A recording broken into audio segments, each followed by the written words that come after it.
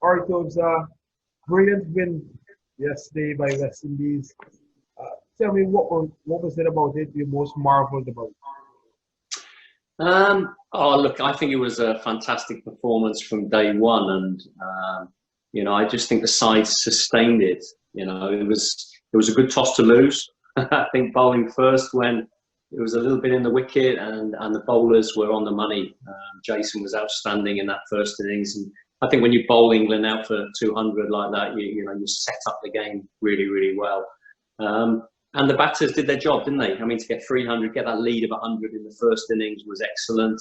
But they were under pressure yesterday, lost 3 early wickets, and, it needed a lot of resolve, I think, and, a real positive attitude to get them over the line. I was delighted for Jermaine Blackwood, who's obviously been out of the team for a period of time, earned his place again, and gone and performed really, really well, and, helped get that win. Yeah, he had a superb regional season. You did some work with him, with the Toby Radford back in boots. Tell us about some changes you helped him to make, and you saw him apply it during this match. Yeah, I mean, for the past few months, he's been sending videos over from Jamaica, from his work in the nets there, and then he's been sending them over to Cardiff here, cold Cardiff, wet Cardiff, and then I'd be analysing them, making some recommendations. The kind of things we talked about really was very much his balance at the crease, sort of allowing himself to move very easily up and down the wicket. We talked a bit about the mindset, because obviously we all know Jermaine is a very attacking player, naturally a very aggressive player, and not wanting to go away from that, because that's the way he plays, that's his strength, that's his game.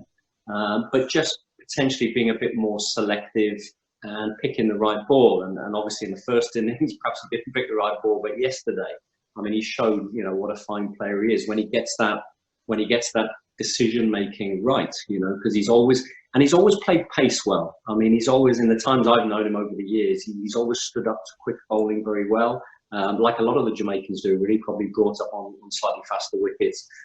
But he gets behind the quicker bowling, he cuts, and he's not afraid to take it on. And at times yesterday, Wood and Archer really steamed in, and he stood firm, as did one or two of the others. Yeah, overall, though, the West Indies batting group was a bit under pressure to perform. There's always the expectation the bowlers would have done tremendous, and they did.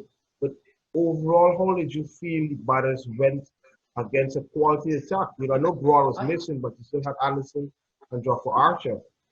Yeah, I think when you take both innings into account, I think nearly everyone in that batting lineup contributed.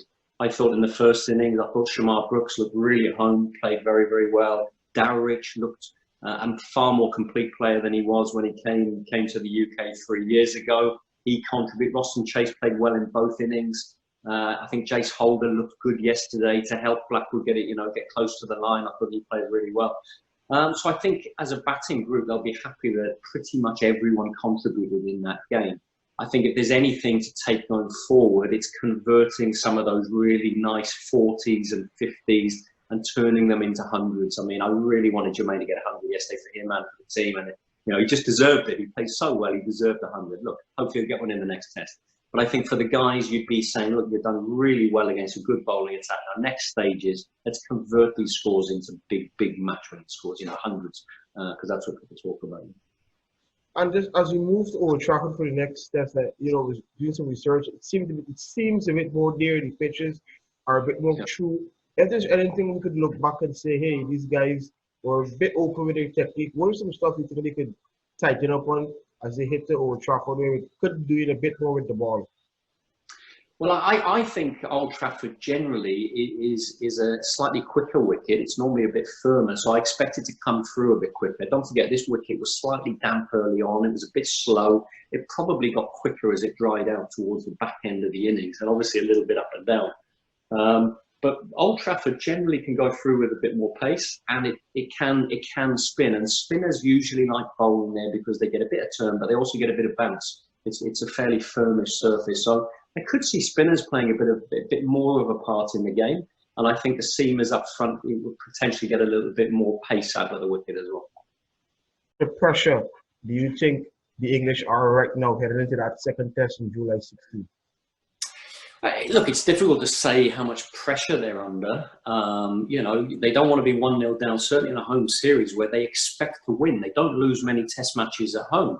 The West Indies now have won here in Headingley in 2017. They've won again here yesterday. And in the last 7 matches, test matches between the two nations, you know, West Indies have won 4 of them. So if there was any taking lightly, England taking the West Indies lightly, then, you know, stats should show them that they shouldn't do that. This is a quality West Indian side who's beaten them 4 out of the last 7 games. And I hope now going forward they really treat them with the respect that they deserve, because it's a good team.